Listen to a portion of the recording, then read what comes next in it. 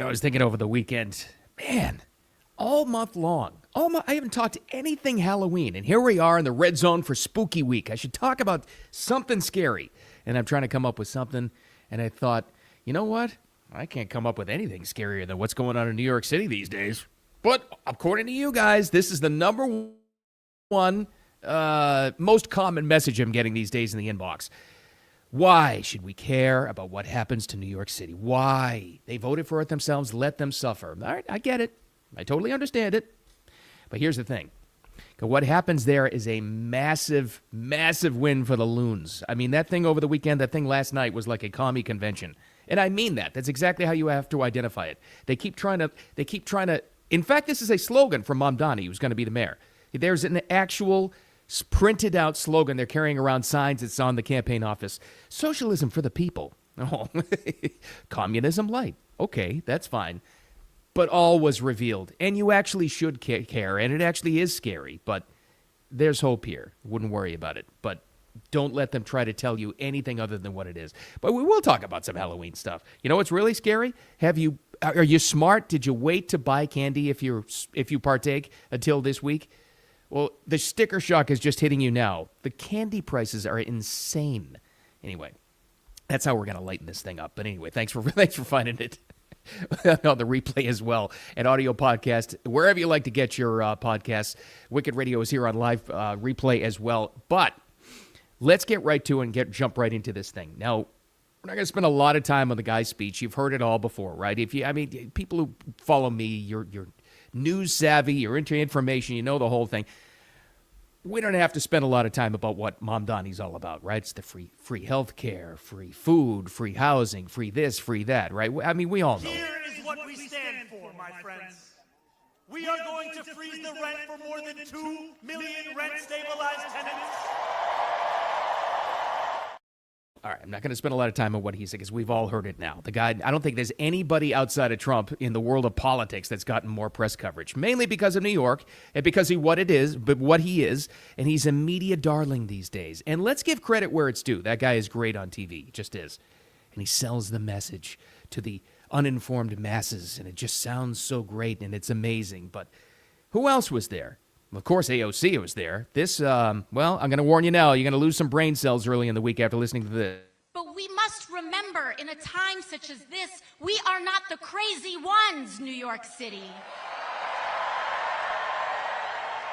We are not the outlandish ones, New York City. They want us to think we are crazy. We are sane. This is another thing you're going to comment on. I'm going to get some hate email for this one. But hear me out for a quick second. She's not wrong. She's not wrong. I mean, I think she's an idiot, but she's not wrong in that context. Because in her world, in that district, and in what's going on right now, they're not the crazy ones. They're not. They're the ones that believe that. They're the majority of it. And they're the ones that are going to put this guy in office. Would you like a perfect example of that? Now, here's what, everybody that's chiming in at me and saying, why are you talking about New York so much? Let him suffer. Let him go. It's a bunch of ignorant kids who are voting this guy in. Are you sure? Don't buy it. I would not buy it one bit. Sure, there's a lot of that. Of course there is. Of course, a lot of kids going to college there. They've got their residency there, and they're voting for them, and socialism, communism, yay. And, it's the only way we're going to be able to afford things in the future, and free food, and freeze the rent, blah, blah, blah, blah, blah. I'm here to tell you, it's not just kids, and this is why you should pay attention. Listen to this lady, and while she's being interviewed, I think she's in Times Square, I think. This was over the weekend. Listen to the questions very good questions that the independent investigative journalist is asking her, and ask yourself, would you ask the same things? And listen to the answer. He's an amazing man if you've heard any of the debates. He's really educated. He's gone around the country to see what of his programs will work and won't. He's young, and he's a person of color. I think he's going to make an amazing mayor. I'm very excited about him. Are you worried about safety or anything with him being? Not at all. Not at all.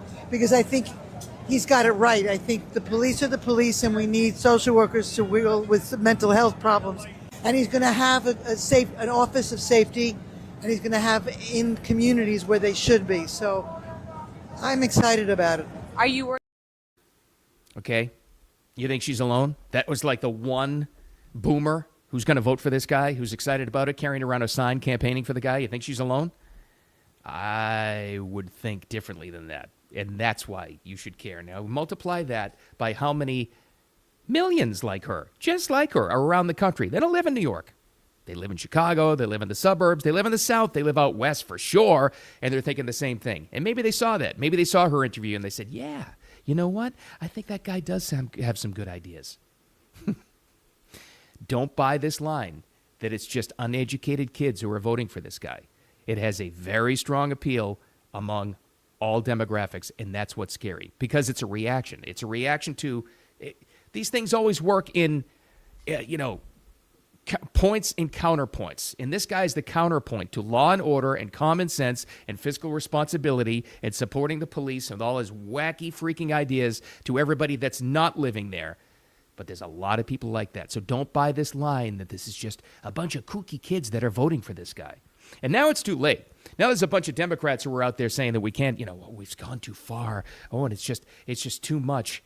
Now what are they going to do? So also at this rally was Kathy Hochul, governor of New York. What did she have to say? Well, a big portion of the crowd, by the way, was booing her. This is about this November's election, but take that energy, that passion, and take it into 26 so that we can take back the House of Representatives, take the Senate, and take back our country.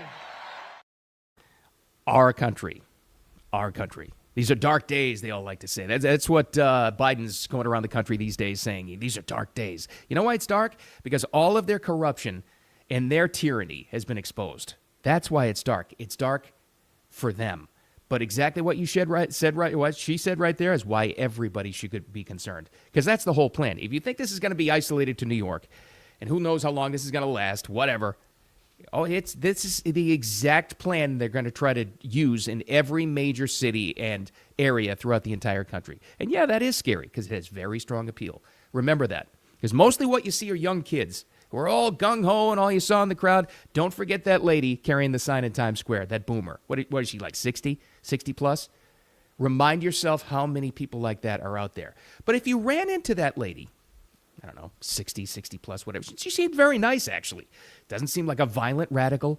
She just wants the best. She's more of the traditional, what we used to call liberals, the bleeding heart liberals who just want peace and love and what we want, everything. The people who don't realize that their favorite political party has been completely taken over by the radicals, right? She doesn't realize that. But what kinds of questions would you ask her? Say she's in your family. She's, a coworker at work, maybe, whatever. She's the nice neighbor lady who's going to vote for this kind of stuff. How would you respond to her? Here's the thing. Exactly what the journalist said to her. Exactly what the independent reporter said to her. Aren't you concerned about, crime? When he's talking about releasing criminals, when there's no bus fares, when you'll have social workers doing the job of cops? Nope. She'd answer the exact same way. But all you can do is ask the questions, and she's not going to change her mind. So my own takeaway is don't buy what they're telling you, that these are radical kids that are doing this. But how about that, though? How about the party that's left her in the dust? Go back to the old traditional Democrats. Well, I grew up among them. I'm sure you did, too. Just, union, blue dog, working Democrats. And there was always that liberal part of the element who they want peace and love for everybody. How do they feel about this whole thing now? How do they feel about what's happening? Their party has left them. Let's go to this guy. He's an important voice in this whole thing. This guy's name is Mark Penn. He was a Clinton pollster, strategist. Bill Clinton. This wasn't that long ago. Traditionally, what you used to think of Democrats. Love them or hate them, this is what they used to be. Listen to this guy's warning. This is a 911 moment for the Democratic Party in the sense that he's an anti-Semitic socialist. I think you have to throw both of those things at him because he has really not disavowed the global intifada. He has not really disavowed his comments that we should seize the means of production. He is perhaps the most extreme major candidate ever to win such a major office. And that guy, remember, he's a professional pollster, an inside the Beltway strategist. Did you hear his wording there? He already said it. The most radical to ever win. He's got him winning already. Go to Polymarket. He's up to 95 point something % to win this thing. He's going to be the mayor. I mean, he's going to be. But he said it right there. So that guy is from the traditional Democrat Party.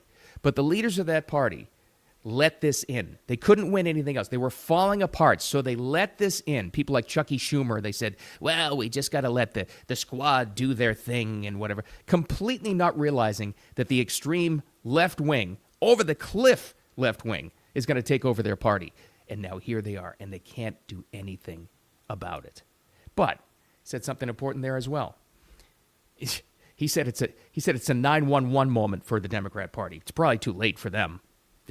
They've gone extreme, and there's no putting that toothpaste back in the tube.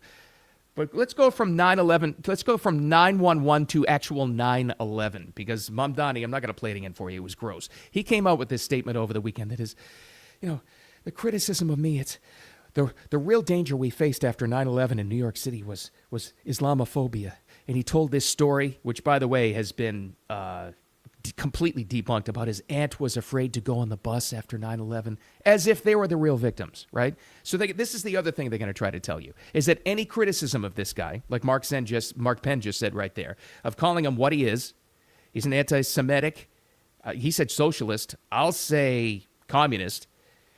Anytime you criticize them that way, they're going to throw up that shield. Oh, you're just Islamophobic. Oh, you're just this, the same name calling, the magic shield they put up. Don't let them get away with it, because it's the God's honest truth. Now, I'll wrap up talking about him with this one.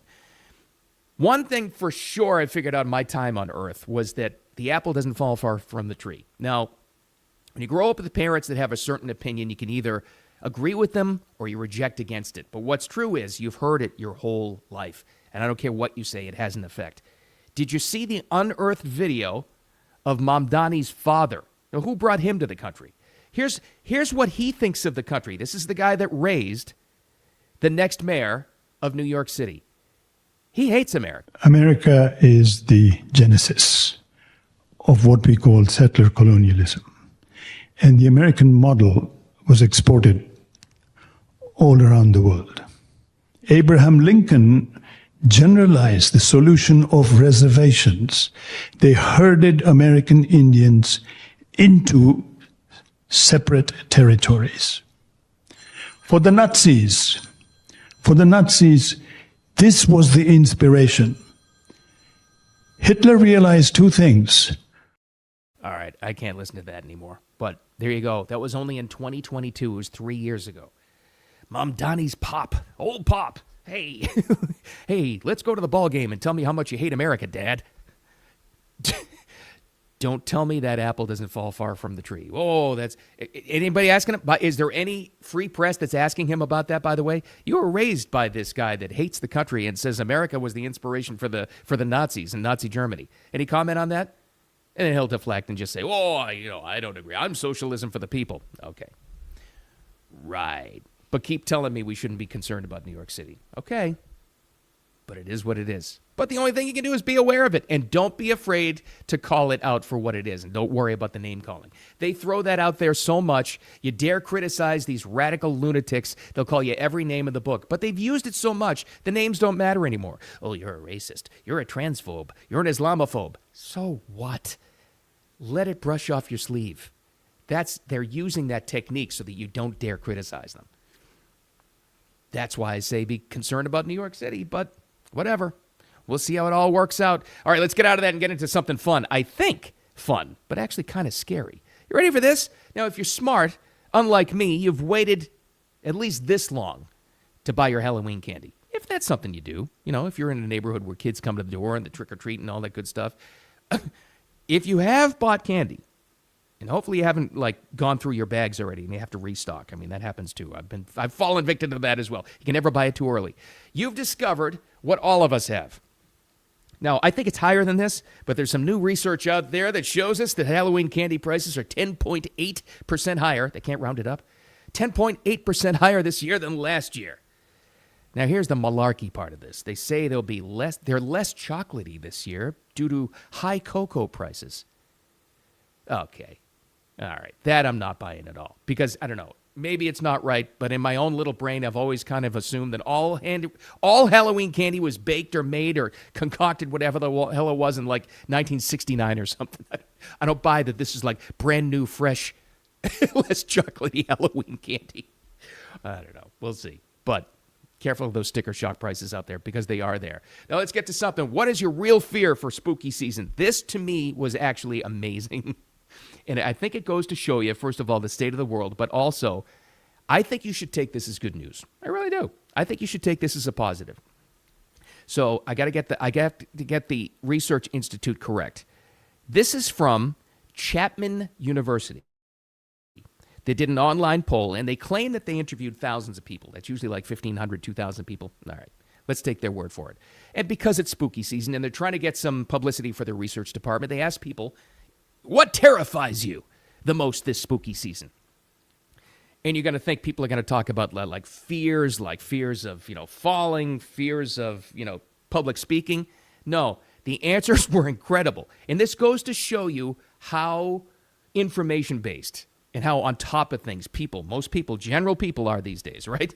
Here's the answers that they didn't expect. Again, here's the question. What terrifies you the most this spooky season? I'll go in ascending order. Government tracking of personal data was number 10. Whoa. All right. Pollution of oceans. Okay. Not exactly like spiders. Russia using nukes. Number 7 comes in at pollution of drinking water.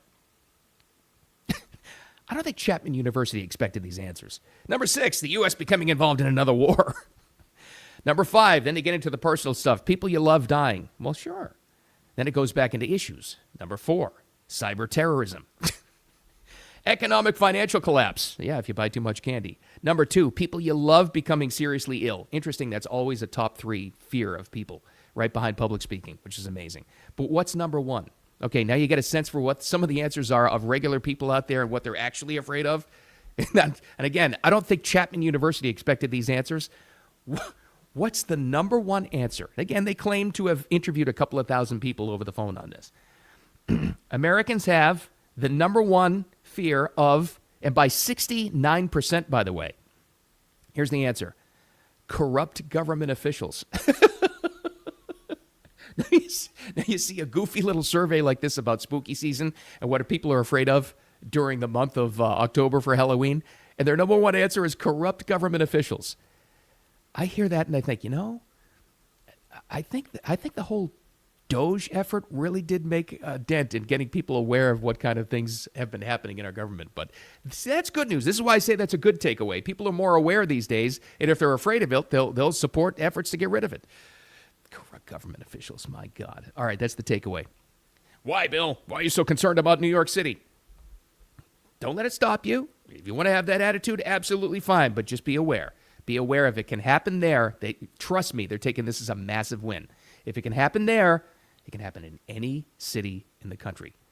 Just be aware of it. But the most important takeaway is don't be afraid to call it out. They're going to call you every single name in the book if you dare criticize this guy or the people supporting him.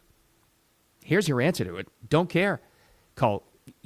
Let them call you every single name, because the more they do, they don't have any power. So there you go. And be careful buying that Halloween candy. You might have to take out a loan.